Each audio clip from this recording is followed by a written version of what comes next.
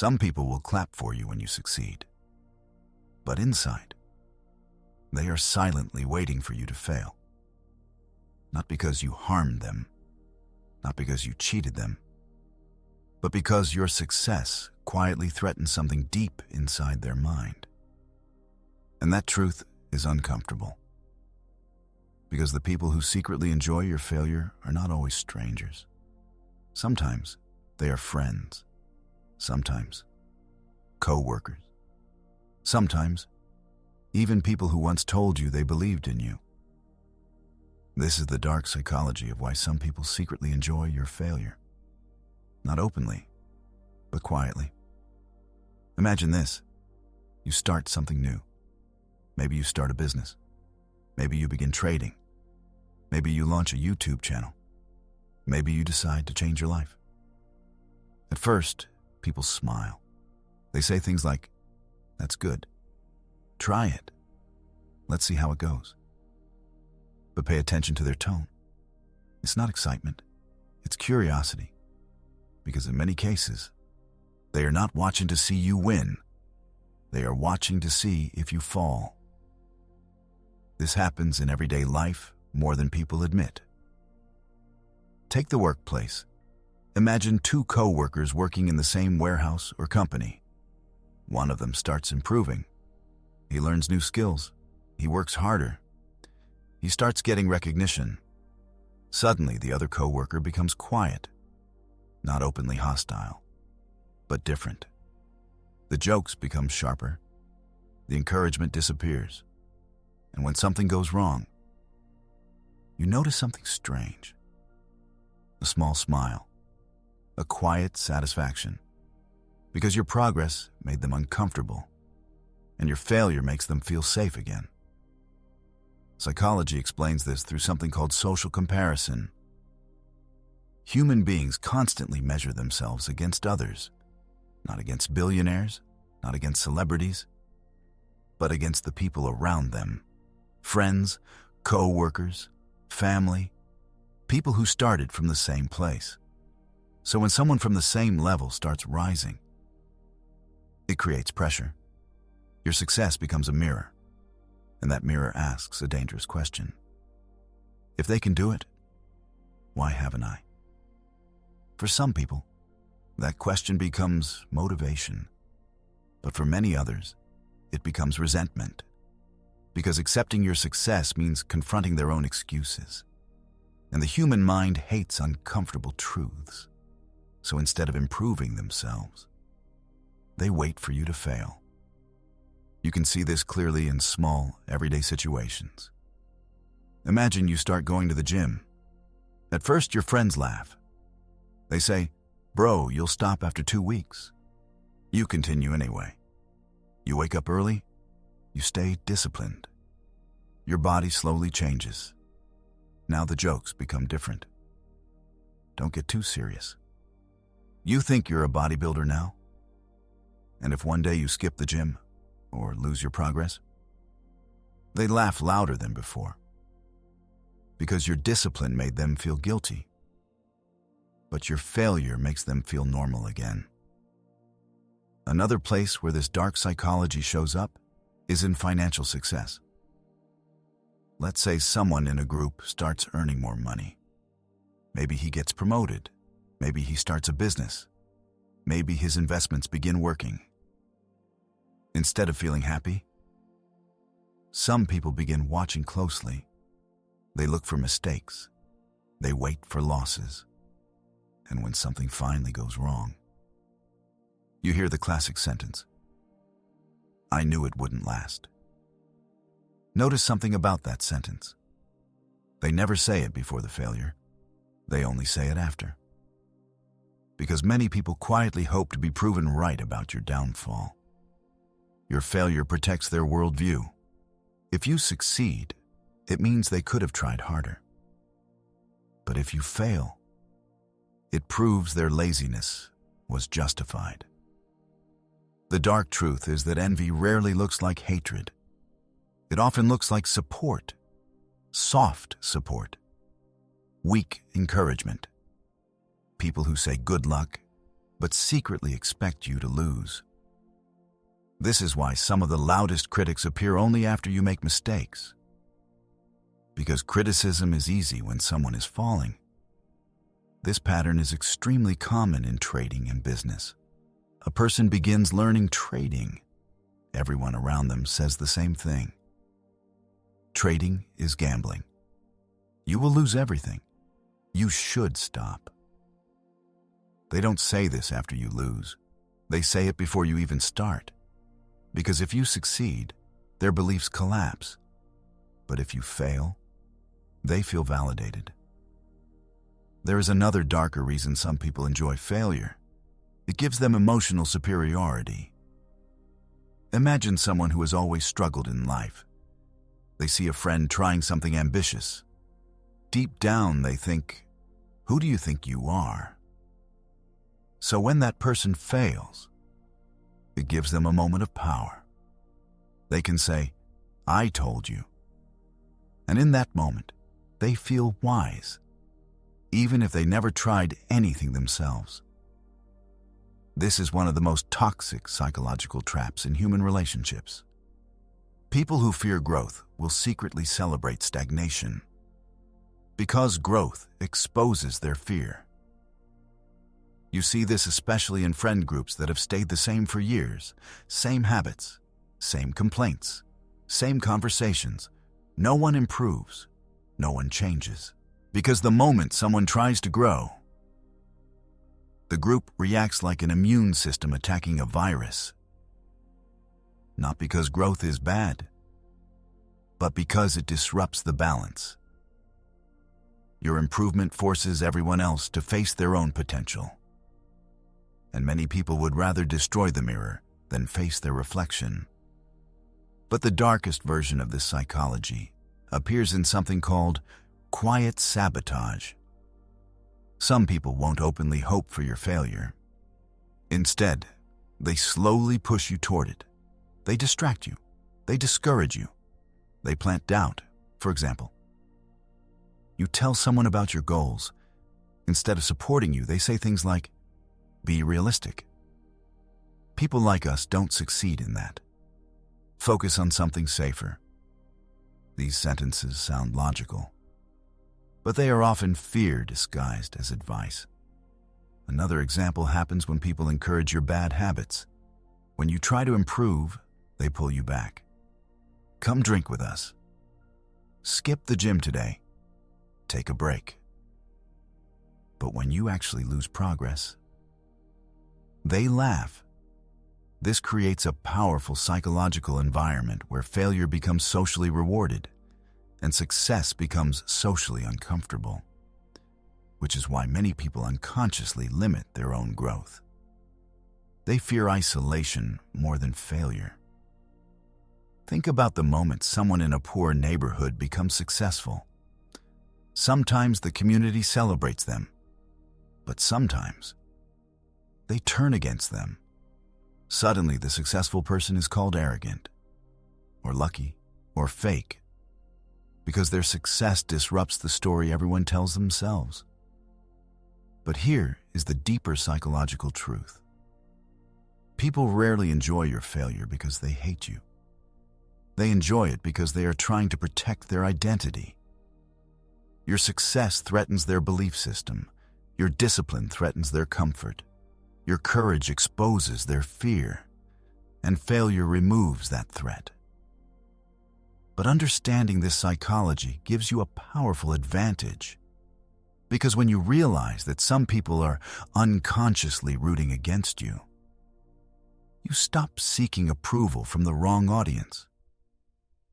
You stop explaining your dreams to people who secretly hope they don't work. You stop looking for encouragement from people who feel safer when you stay small. And you begin to notice something fascinating. The more serious you become about your goals, the smaller your circle becomes. Not because success makes you arrogant, but because growth reveals hidden emotions in others. Envy, fear, insecurity, comparison. And once you see these emotions clearly, you can never unsee them. But here is the most important part of this dark psychology. The people who secretly enjoy your failure are not always malicious. Sometimes, they are simply afraid. Afraid that they wasted time. Afraid that they lacked courage. Afraid that they settled for less. So your success reminds them of something painful, what they could have become. Which means the best response is not anger. It is awareness. Because once you understand the psychology, their reaction stops surprising you. When they laugh at your mistakes, you understand why. When they doubt your ambitions, you understand why. When they disappear during your progress, you understand why. And that understanding gives you something powerful. Emotional independence. You stop measuring your life through other people's reactions. You stop expecting everyone to clap. And you accept a strange but liberating truth. Not everyone wants to see you win. But the moment you accept that reality, you become dangerous. Because now you are no longer controlled by approval. You move quietly. You work silently. You improve privately. And when success finally appears, the same people who doubted you will pretend they supported you all along.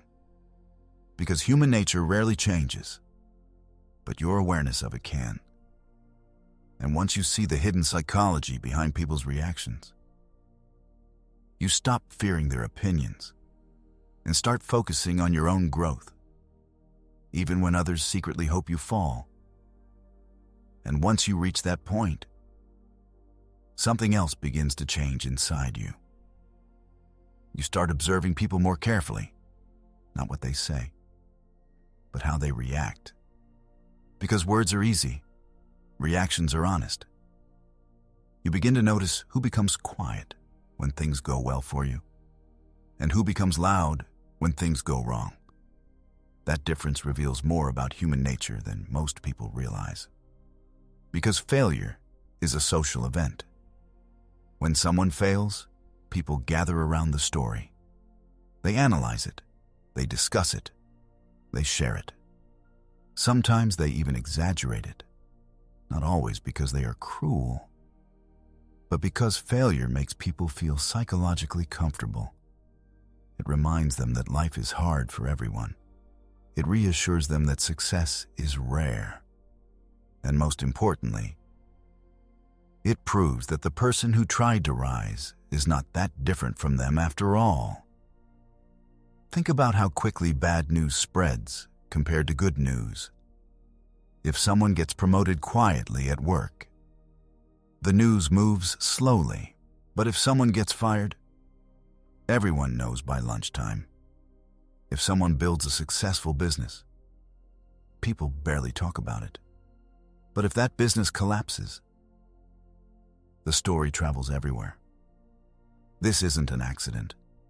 The human brain is naturally drawn to failure stories because failure creates drama, and drama feeds attention. But there is another psychological layer beneath this behavior, something called emotional balancing. People want the world to feel fair, even when it isn't. So when someone rises too fast, it creates tension. It feels like the balance has been broken. And when that person falls, the balance feels restored. You can see this clearly in public figures. When someone becomes famous or wealthy, admiration quickly turns into criticism. People begin searching for flaws. They dig into their past. They question their success. And when a scandal appears, the reaction is explosive because millions of people suddenly feel justified. The same crowd that once admired them now says the same thing. I knew something was wrong. But here's the strange part. Most of those people didn't know anything. They just felt uncomfortable watching someone rise too high. So when that person falls, it feels like justice, even if the fall is tragic. Now bring this idea back to everyday life. Imagine someone in a group of friends decides to change their lifestyle. They wake up early, they stop wasting time. They start studying, working, building something meaningful. At first, the group laughs. They assume it's temporary. But when the person continues improving, the energy changes. Suddenly they become too serious. They are called boring. They are told they have changed. But here's the truth behind those words. Growth makes people uncomfortable when it exposes their stagnation. So instead of rising with you, some people subconsciously try to pull you back down. You may have experienced this in very small moments. Maybe you decided to save money. Suddenly, friends encourage you to spend. Come on, just this once. Don't be cheap. Or maybe you decided to study more seriously. Suddenly, people invite you out every night. Relax. You're doing too much. But the strange thing is, if you actually lose discipline, they stop encouraging you because your failure removes the pressure they felt from your effort. This is why many successful people learn a difficult lesson. Not everyone who smiles at you is hoping for your growth. Some people are simply waiting to see if you break. There is also something deeper at play here. Identity protection. Every person carries a story about who they are. Some people believe they are unlucky. Some believe success is only for rich families. Some believe the system is completely unfair. These beliefs become psychological shields. They protect people from painful responsibility. Because if success is impossible, then failure isn't their fault. But when someone from the same background succeeds, that shield cracks. Suddenly, the excuse stops working. And that creates emotional discomfort. So when the successful person fails later, the shield is repaired. Their belief system survives. This is why people sometimes celebrate the downfall of someone who once inspired them. It's not always hatred. Sometimes it's relief. Another dark psychological factor is hidden competition. Even in friendships, people compete. Not openly, but silently. Who has the better job? Who earns more money? Who gets more attention? Who appears more successful? These competitions rarely get discussed, but they influence behavior. And when someone in that silent competition fails, the others feel like they've won, even if nothing actually changed in their own lives. This can happen between siblings, co-workers, friends, even partners. Someone might claim they support you completely. But when you struggle, their tone changes. They suddenly become more confident, more relaxed, more comfortable, because your fall raised their relative position. Human beings rarely measure success in absolute terms. They measure it relatively. It's not just about doing well, it's about doing better than the people around you. And when someone close to you rises too far ahead, it disturbs that balance. But there is something even more unsettling about this psychology. Sometimes people don't even realize they are enjoying your failure. It happens subconsciously. They feel a small sense of satisfaction, but they can't explain why. They might even feel guilty about it, because consciously they believe they care about you. But deep inside, the comparison part of the brain reacts differently. This is why someone might comfort you after failure, while secretly feeling lighter inside. And this realization can be painful, because it forces you to see relationships more realistically. Not everyone in your life is emotionally invested in your growth. Some people are simply emotionally invested in staying equal with you. But here is where this understanding becomes powerful instead of depressing. Because once you recognize these psychological patterns, You stop taking reactions personally. When someone doubts your ambition, you recognize the fear behind it. When someone laughs at your mistake, you see the insecurity behind it. When someone disappears during your progress, you understand the comparison behind it.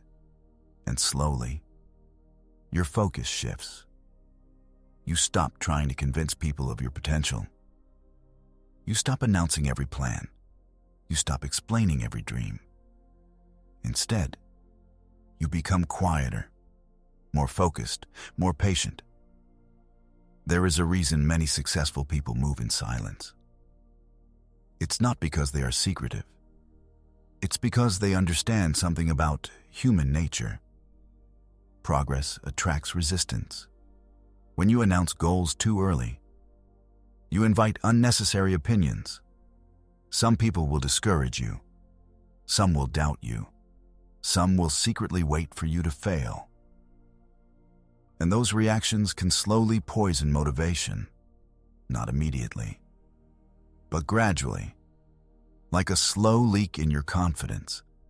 That's why protecting your vision becomes important. Not everyone deserves to see the early stages of your growth. Because early growth is fragile. It's uncertain. It needs support, not silent competition. Another important realization is this. People who secretly enjoy your failure rarely create anything themselves. They observe, they judge, they comment, but they rarely take the same risks. Because once you try something meaningful, you develop empathy for others trying. You understand how difficult it is. You respect effort, even when someone fails. But people who never try often become the loudest critics. Because criticism is safe. It carries no risk. You cannot fail at judging others. So when you hear laughter after your mistakes, or sarcasm after your setbacks, remember something important. Those reactions reveal more about their mindset than about your ability.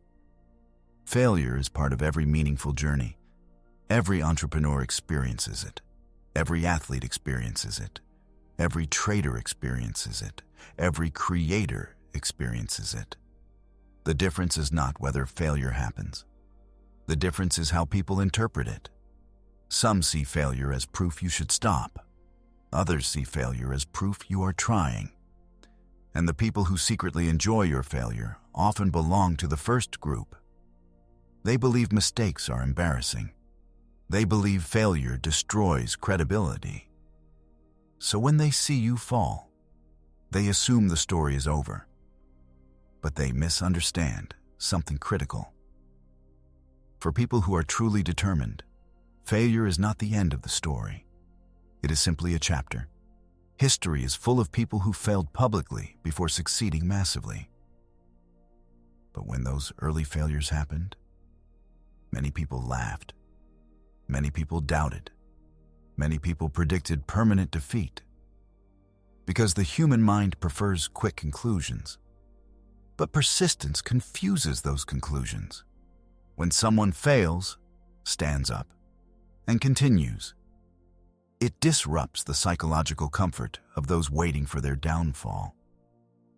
Because they expected the failure to end the journey, not strengthen it. And this is where the real power lies.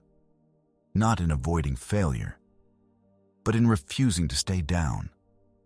Because nothing frustrates silent critics more than resilience. When someone secretly hopes you fail, they are expecting a certain outcome. They expect discouragement. They expect embarrassment. They expect you to quit quietly. But when you continue moving forward, you destroy the story they were waiting to tell. And that can be more powerful than success itself. Because in the end, the people who secretly enjoy your failure only have power if you stop trying. If you keep going, their satisfaction disappears. Their predictions collapse, and their attention moves to someone else. So the real victory is not proving them wrong. It is continuing your path, regardless of their expectations. Because the moment you stop seeking validation from people who benefit from your failure, you become free. Free to try, free to fail, free to grow, and free to succeed. Even when some people secretly hoped you wouldn't. And once you begin to see this clearly, another strange realization appears. Sometimes the people who secretly enjoy your failure are the same people who once encouraged you to start. At first, that sounds confusing. Why would someone support you in the beginning, but feel satisfied when you struggle later? The answer lies in a hidden psychological pattern called safe encouragement. In the early stages, your dream feels harmless. When someone says they want to start a business, most people support it because it feels distant. When someone says they want to become successful, it sounds inspiring. When someone says they want to change their life, people nod and say, "Go for it." Because at that moment, it's just an idea. An idea doesn't threaten anyone. But something changes when that idea starts becoming real. When the late nights turn into actual progress, when the effort produces visible results, when the dream slowly becomes a possibility. That's when encouragement quietly turns into tension. Because now it's no longer a dream. It's competition with reality. And reality makes people uncomfortable. You can see this pattern clearly in school environments. Imagine two students who start studying together. At the beginning, they both talk about getting good grades. They motivate each other. They promise to work hard. But slowly, one of them becomes more disciplined. He studies longer hours. He sacrifices distractions. He becomes focused. Eventually, his results improve faster. Now the atmosphere changes. The second student might still smile and say, "Good job." But deep inside, something shifts. Because every time the first student succeeds, the second student feels a silent pressure. Not from the teacher, not from the family, but from comparison. The thought appears quietly in the mind. If he can do this, why can't I? That question can either inspire someone or irritate them. And when irritation wins, failure becomes comforting. Another place where this psychology becomes extremely visible is social media. Every day, people watch others share highlights of their lives, success stories, new businesses, fitness transformations, achievements, travel, money. At first, people react with likes and comments. But behind the screen, the emotional reactions are more complicated because social media amplifies comparison. Someone scrolling through their phone late at night might see a friend announcing a promotion, another friend starting a company, another buying a house, another building a large online audience. And suddenly, their mind starts calculating, not intentionally, but automatically. Where am I compared to them? If the answer feels uncomfortable, the brain begins searching for ways to restore emotional balance. And one of the easiest ways to restore balance is waiting for the success story to collapse. This is why people sometimes follow someone online just to watch their journey fall apart. Not to learn, not to support, but to see if the success was temporary. This hidden mindset explains why failure stories attract massive attention. Think about how many videos exist about business success and how many exist about business collapse. Think about how many articles exist about successful traders and how many exist about traders who lost everything. Failure fascinates people because it confirms a quiet suspicion many already have, that success is fragile, that ambition is risky, that dreams often end badly. And when someone else's dream collapses, it makes people feel safer about their own hesitation. They can say to themselves, "See, that's why I never tried." This is the psychological comfort of watching someone fall. But there is another layer that is even darker. Sometimes people enjoy failure because it restores social equality. Humans evolved in small groups. In those groups, extreme differences in status created tension. If one person became too powerful or too successful, it threatened the stability of the group. So communities developed ways of pulling individuals back down, not always violently, sometimes through gossip, sometimes through criticism, sometimes through ridicule. These behaviors still exist today, just in more subtle forms. When someone begins rising above their environment, people often respond with a sarcasm. Don't forget us when you become rich. You think you're better than us now? You've changed. These phrases sound like jokes, but underneath them is a deeper message.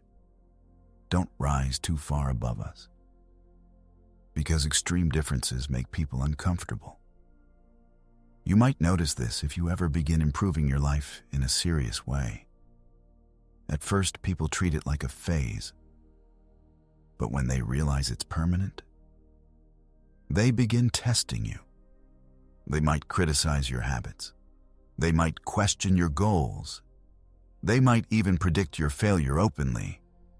And if you eventually stumble, their reaction is immediate. See? I told you. But what they are really saying is something deeper. Now we are equal again. Another painful reality is that some people enjoy failure because it gives them a story to tell. Humans love stories, especially dramatic ones. And nothing creates drama like the rise and fall of someone ambitious. Imagine someone in your community starts a business and becomes successful. For months, people talk about them. But the story feels incomplete. It's just success. Now imagine that same business suddenly collapses. Now the story becomes interesting. People gather details. They speculate. They analyze what went wrong. The story spreads. Everyone becomes an expert. And the downfall becomes entertainment. This is why gossip often revolves around failure, not progress.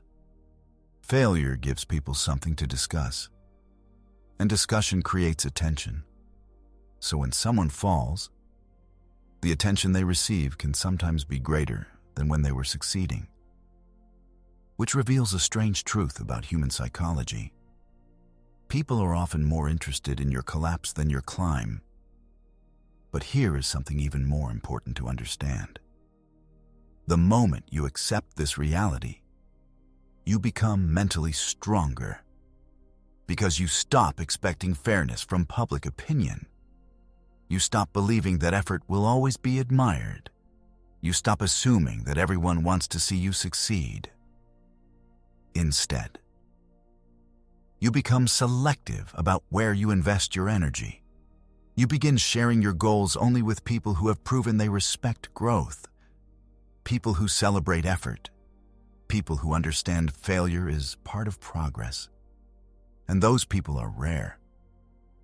But when you find them, they become incredibly valuable.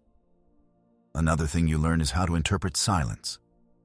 When something good happens in your life, watch how people react. Some will celebrate loudly, some will congratulate you sincerely, but some will become quiet, not hostile, just quiet. And that quietness often speaks louder than words, because sometimes silence hides disappointment. This doesn't mean you should become paranoid. Not everyone is secretly rooting against you. Many people genuinely want others to succeed. But the reality is, human emotions are complicated. Support and envy can exist in the same person at the same time. Someone might admire your discipline and resent it. Someone might respect your courage and feel threatened by it. Someone might wish you success, but only up to a certain level. Beyond that level, the comparison becomes painful. And this is why maturity involves understanding emotional complexity. People are not simply good or bad, supportive or jealous. They are mixtures of both, which means their reactions can change depending on how your progress affects their identity. But here is the final and perhaps most powerful insight. The people who secretly enjoy your failure can only affect you if their reactions influence your behavior, if their laughter discourages you, if their doubts weaken your confidence, if their predictions convince you to stop trying. Then they succeed, not because they destroyed your dream, but because they shaped your belief about it. However, if you continue moving forward despite those reactions, their satisfaction disappears because their enjoyment depended on your surrender. Without your surrender, their prediction fails. This is why resilience is such a powerful psychological weapon. When someone falls and never gets up, the critics feel validated. But when someone falls, learns, and returns stronger, the narrative collapses. The same people who expected permanent failure become confused because their story about you no longer works. Eventually, something even stranger happens. The critics become quiet. The doubters disappear. And the people who once waited for your failure begin acting differently. Some will claim they supported you all along. Some will pretend they always believed in you. And some will simply stop talking about your journey completely because your persistence destroyed the role they expected to play in your story. And this is when you truly understand the dark psychology behind people enjoying failure. It was never really about you. It was about protecting their comfort, protecting their beliefs, protecting their identity. Your fall made them feel safe. Your struggle made them feel wise. Your quitting would have made them feel correct. But your persistence removes all of those comforts. So the real victory is not just success. The real victory is continuing forward even when some people secretly hope you stop. Because the moment you refuse to quit, their hidden satisfaction disappears, and the story they were waiting to watch never gets. And after understanding all of this, a deeper question begins to form. If some people secretly enjoy your failure, what should you do about it? Should you confront them? Should you cut everyone off? Should you become cold, distant, suspicious of everyone around you? The answer is more complicated than that. Because the real danger is not that people enjoy your failure. The real danger is when you begin living your life trying to prove them wrong. That is another trap, a psychological trap. Because when your motivation becomes revenge, your focus shifts away from growth. You stop building your life for yourself and start building it for an audience. But here's the truth most people eventually discover. The people who secretly hoped you would fail are not thinking about you as much as you think. They return to their own lives, their own problems, their own routines. And the story they once told about your failure slowly fades away. Which means the real battle was never with them. The real battle was always inside your own mind. Because when criticism, doubt, and hidden envy surround you, they plant seeds. Seeds of hesitation, seeds of insecurity, seeds of overthinking. And if those seeds grow, they become the real enemy, not the critics, not the doubters, but the voice in your own mind repeating what they once said. You're not ready. You're going to fail. People like you don't succeed. If that voice becomes loud enough, it can stop you long before failure ever does. This is why psychological resilience matters more than external support. Because support is never guaranteed. Sometimes you will walk a path where very few people understand what you're trying to build. Sometimes your progress will confuse people. Sometimes it will irritate them. And sometimes it will make them quietly hope that you stumble. But if your mind becomes dependent on approval, every reaction will control you. Praise will make you confident. Criticism will make you collapse. And that means your direction will constantly change depending on who is watching. The strongest individuals eventually reach a different mindset. They stop asking a dangerous question, "What will people think?" and start asking a better one, "Is this the life I want to build?" Because the moment your actions align with your own purpose, public opinion becomes background noise. This doesn't mean ignoring feedback.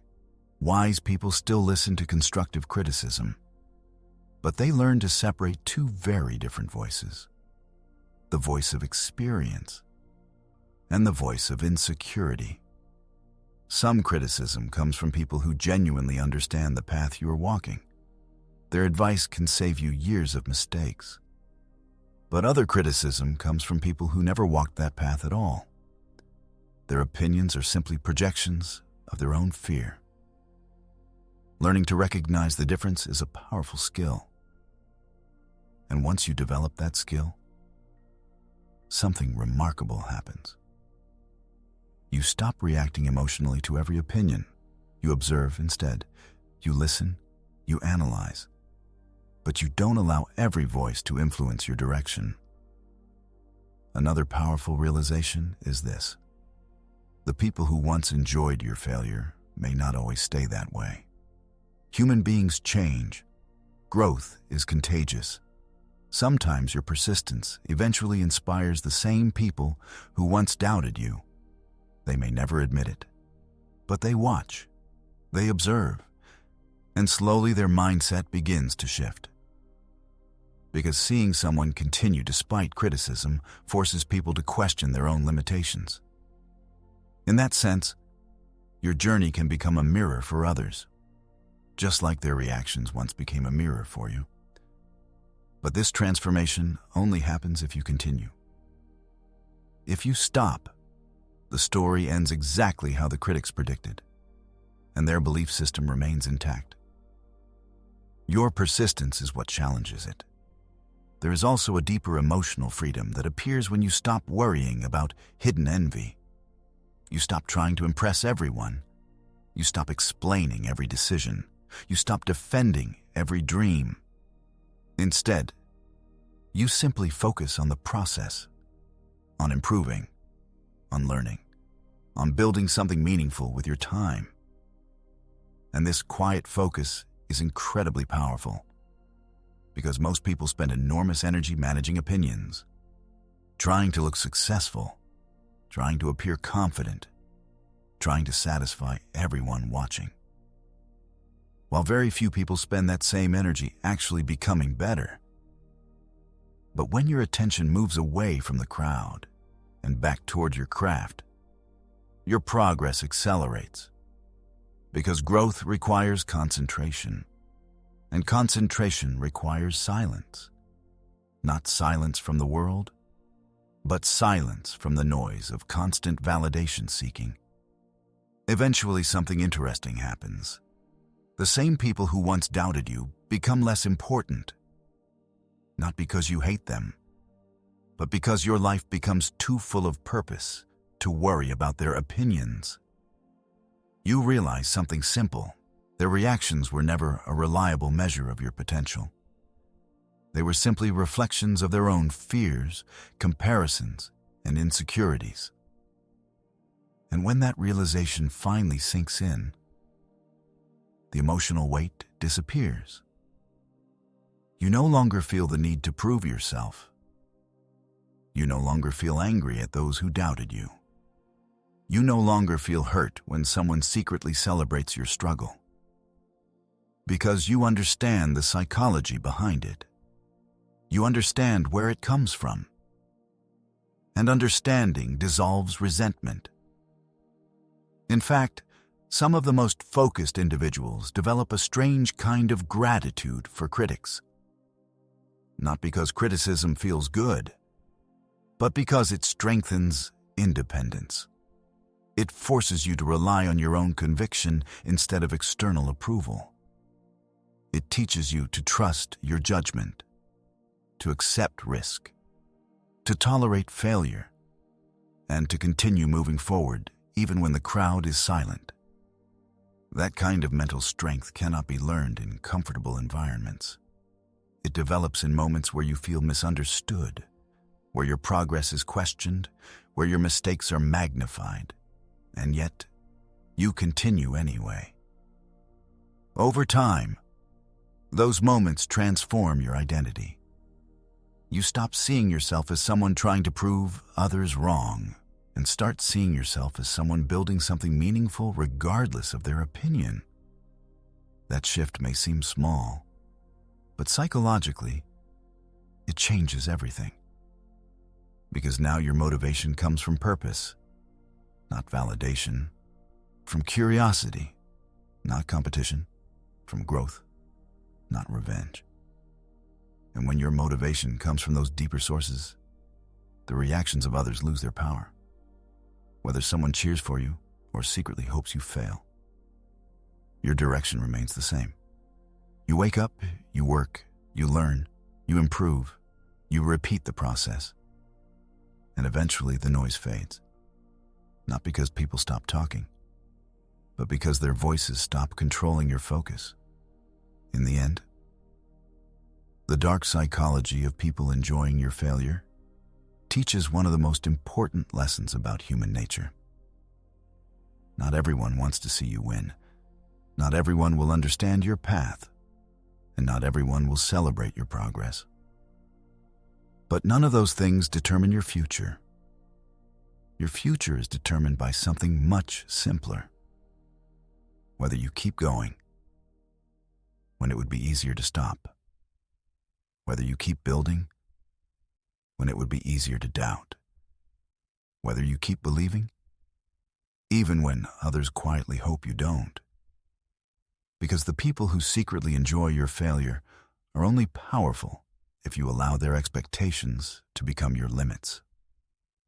And the moment you stop doing that, their influence disappears, leaving only one question that truly matters.